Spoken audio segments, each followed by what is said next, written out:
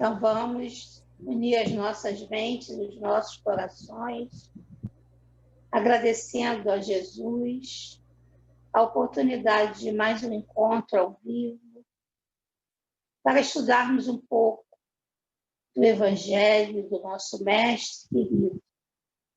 Hoje, em especial, pedindo à Falange Médica do Espaço que orientem os médicos do plano físico que estão, nesse momento, trabalhando junto ao nosso irmão Adilor, dando luz, discernimento e o melhor proceder para que tudo ocorra dentro da necessidade e do merecimento do nosso irmão.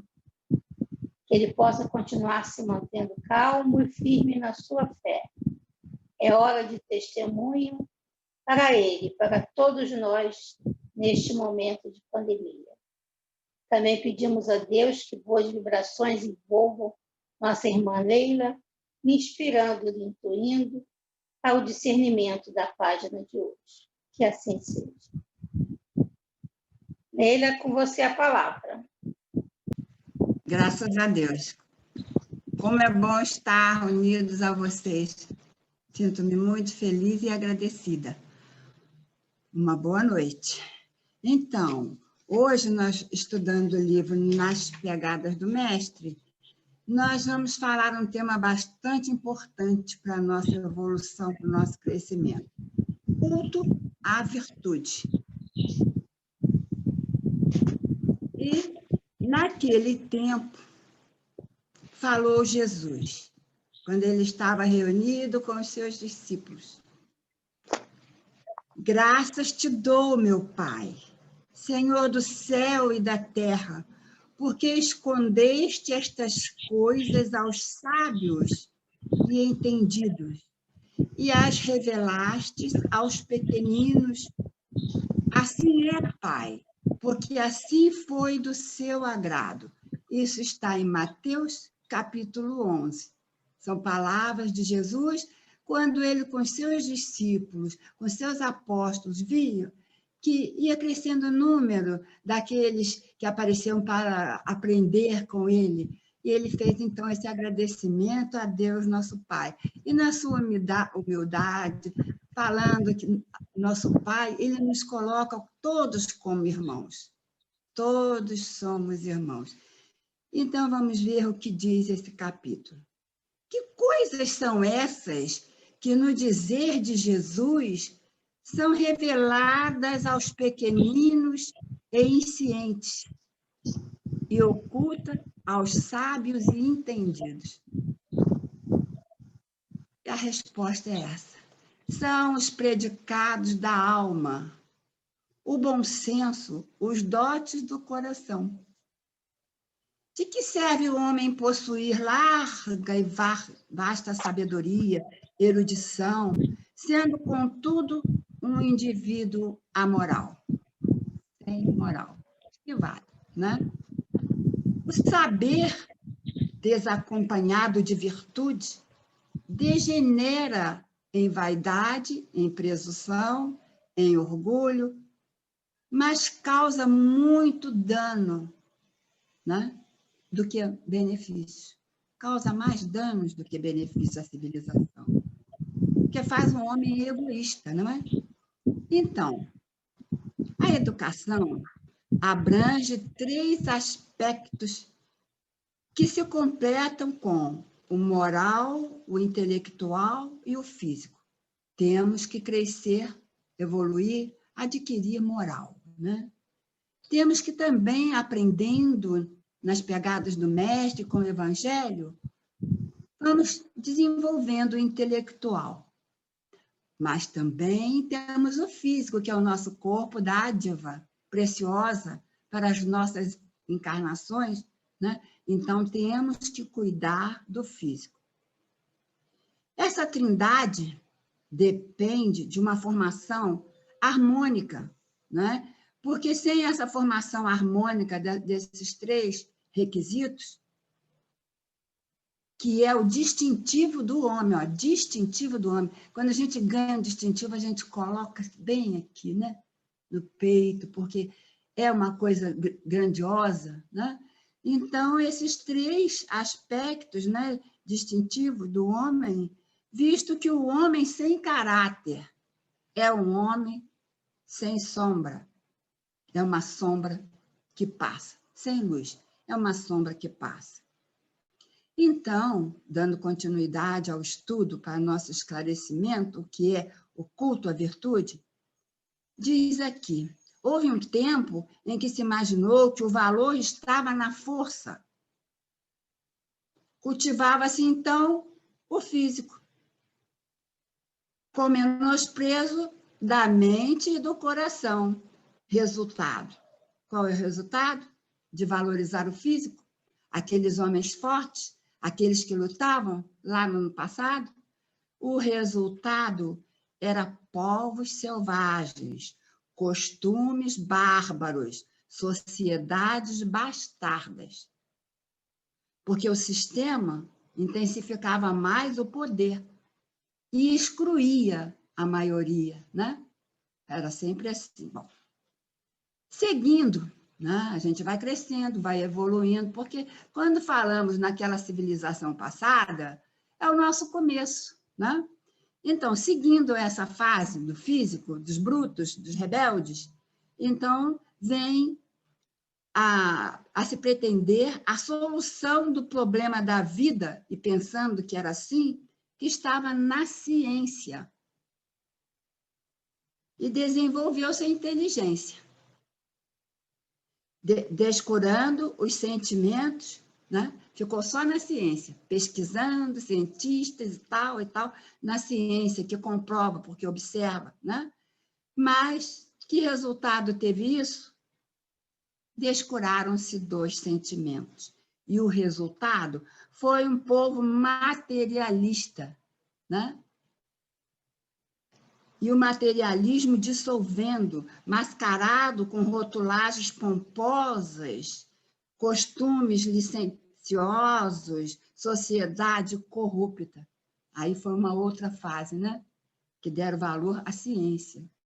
Bom, mas chegou um tempo, né? Logo depois, que mais experiências, vamos aprendendo, vamos crescendo. Aí chegou, pois, a vez de render culto ao espírito. Então, a virtude falou mais forte, né? E faltou a força, falhou a força, falhou a ciência materialista. Nós tivemos que apelar, por necessidade, para o espírito. Eduquemos o coração, despertemos os sentimentos. Olha bem, vamos despertar os sentimentos.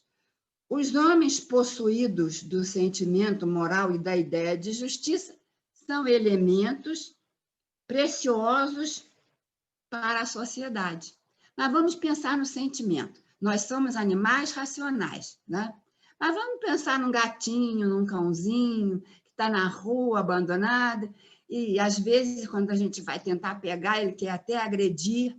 Mas quando a gente leva para casa e começa a tratá-los com carinho, eles vão desenvolvendo o que tem dentro deles, que é o amor. Vai desenvolvendo o sentimento. Aí nós passamos a trocar amor, não é? Aprendeu com a gente? E nós aprendemos com eles? Sim, aprendemos muita coisa. E são animais irracionais, hein?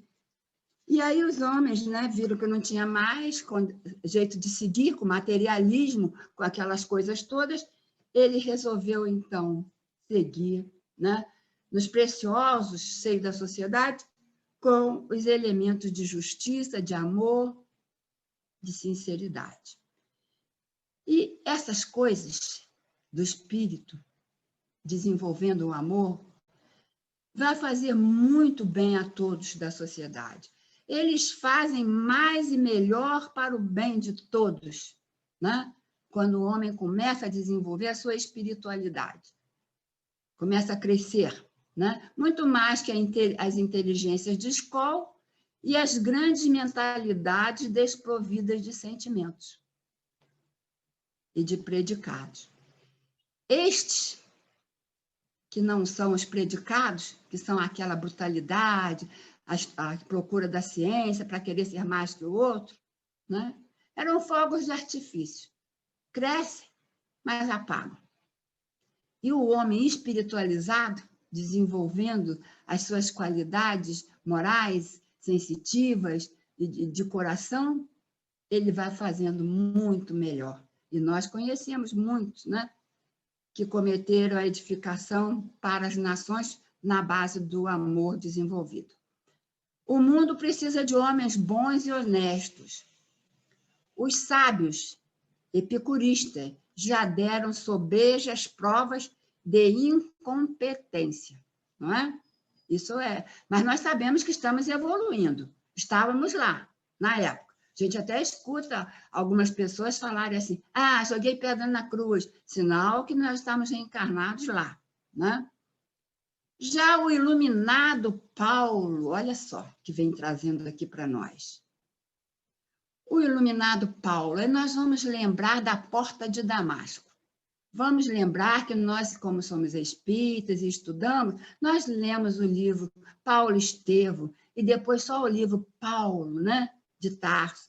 Tem muitos livros espíritas falando sobre isso, que Paulo era Saulo e tinham combinado com Jesus que ele ia ser um pregador, ele ia ser um discípulo, ele já estava preparado. Mas quando ele chegou ao mundo, como acontece conosco, quando a gente chega aqui na Terra, a gente esquece do passado e esquece dos compromissos, né? Daquilo que nós havíamos nos comprometidos a fazer de bem para nós e para a humanidade.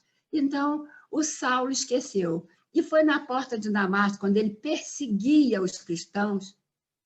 Era para ele ser um cristão, mas ele estava perseguindo. Quando ele atravessou a porta de Damasco, a gente vê muitos amigos falando assim, consegui a minha porta de Damasco, porque é um símbolo de transformação, de grande transformação. É um símbolo. E tem muita gente que pensa que já atravessou a porta de Damasco, como eu penso, já falei isso também. Então, o iluminado Paulo, que se transformou num pregador da doutrina do Cristo, até o final, e sofreu muito por isso, foi preso, apedrejado, aí ele vem aqui e nos diz assim, olha, se eu falar as línguas dos homens e dos anjos, se eu tiver o dom das profecias que me revelam todos os mistérios, se, em suma, conhecer todas as ciências e não tiver amor, de nada tudo isso me aproveitará. E eu nada serei, disse Paulo, já transformado. E nós sabemos do papel de Paulo, né, para a doutrina e para a religião cristã. E o que é o amor? Ele falou, se não tiver amor, eu nada serei. Então, e o que é o amor? O amor é o sentimento por excelência. Dele derivam todas as virtudes. Olha a importância do amor, fundamentalmente o amor. Todas as virtudes derivam do amor. São suas modalidades ou aspectos. Cultivar o amor é educar o espírito. É formar o consolador e consolidar o caráter. É realizar, em verdade, o objeto supremo da vida. Qual o objetivo da vida? É crescer no amor, né? Por isso que ele falou lá, Jesus falou lá, aos simples e humildes, mas eles estavam preparados, né? Aqueles apóstolos. E depois foram os discípulos, aqueles que queriam seguir Jesus. E nós, né? E nós? Nós somos aqueles que também agora, através da doutrina, porque diz aqui, o Espiritismo desfraudando seu estandarte, em cujas dobras esculpiu a legenda, fora do amor não há salvação. Né? Proclama as bases da verdadeira religião. A religião do futuro não vai se chamar A, nem B, nem C, nem D.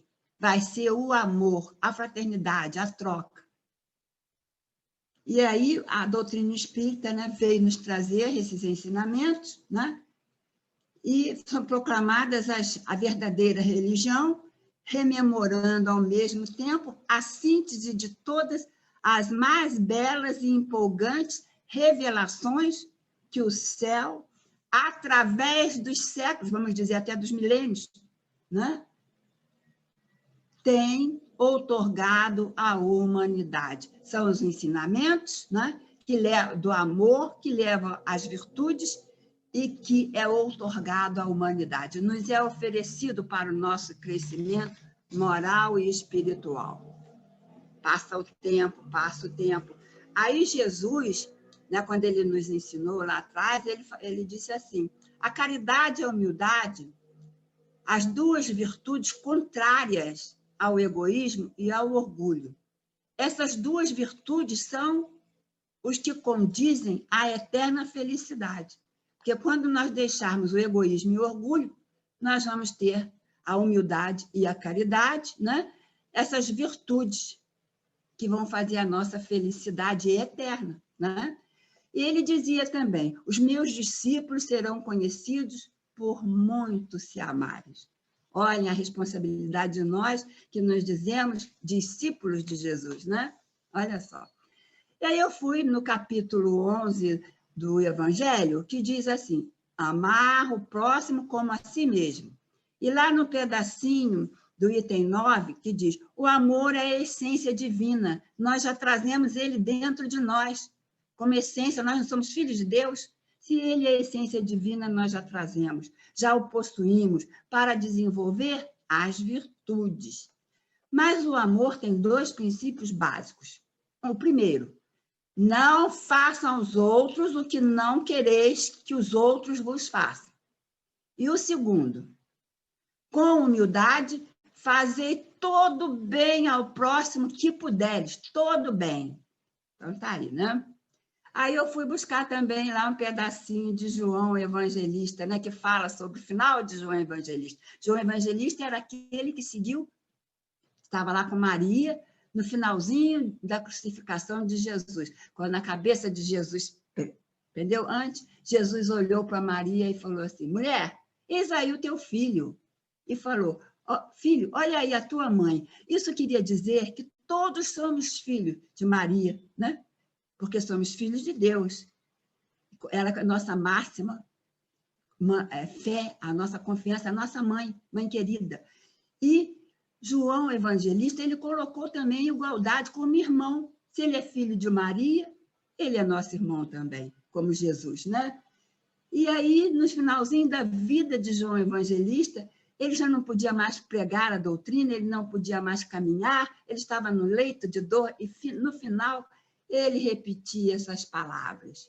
Meus filhinhos, amai-vos uns aos outros. Era só o que ele repetia. E precisava mais? Não. Diante daquele exemplo, meus filhinhos, amai-vos uns aos outros.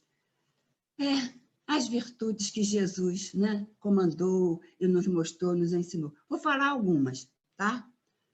Amor, caridade, pureza, perfeição, justiça, disciplina, honestidade, respeito, determinação, bondade, paciência, perdão, humildade, empatia, compaixão, alegria, otimismo, perseverança, né?